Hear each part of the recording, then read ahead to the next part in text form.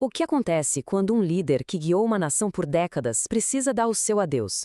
Hoje, a gente vai mergulhar em um desses momentos, o momento crucial, o discurso final e poderoso do profeta Samuel, que está lá em 1 Samuel capítulo 12.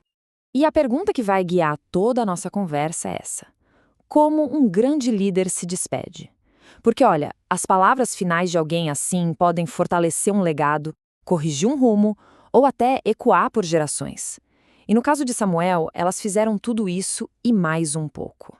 Para a gente entender a força desse discurso, primeiro a gente precisa montar o cenário. O profeta Samuel, já bem velhinho, está se afastando do seu papel. E por quê? Porque o povo de Israel bateu o pé, quis ser como as outras nações e exigiu um rei. Esse rei é Saul. E é bem nesse momento de transição que Samuel se levanta para falar. Esse momento, gente, é carregado de tensão. Essa mudança toda para uma monarquia não fazia parte do plano original de Deus. Foi uma decisão que nasceu do medo e da vontade do povo de ser igual a todo mundo, o que na prática era rejeitar o governo direto de Deus sobre eles. E a primeira coisa que Samuel faz é, sinceramente, genial. Antes de questionar o povo, ele se coloca em julgamento. Ele sabia que para sua mensagem final ter peso, primeiro ele precisava provar a sua própria autoridade moral, de um jeito que ninguém pudesse questionar. E o que ele faz é impressionante.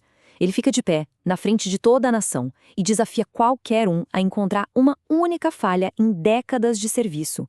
Ele pergunta na lata: a quem eu explorei? A quem eu oprimi? De quem eu aceitei algum suborno?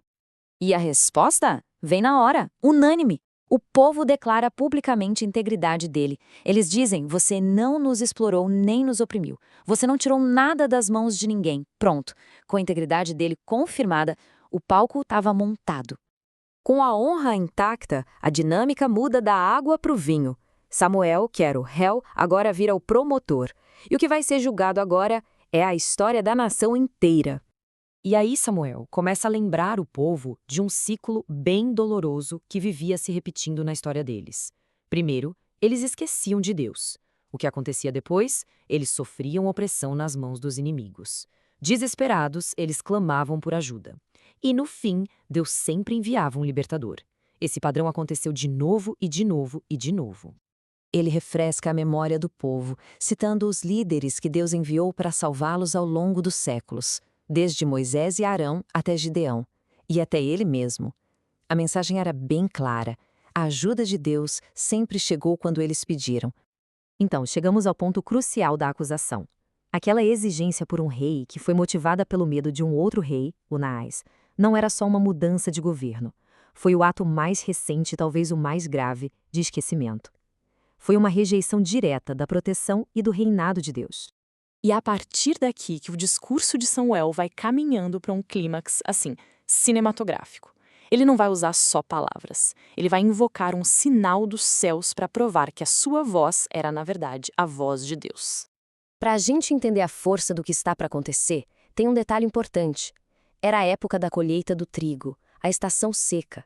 Chuva e trovão nesse período seria algo praticamente impossível. Seria um milagre, um sinal inegável.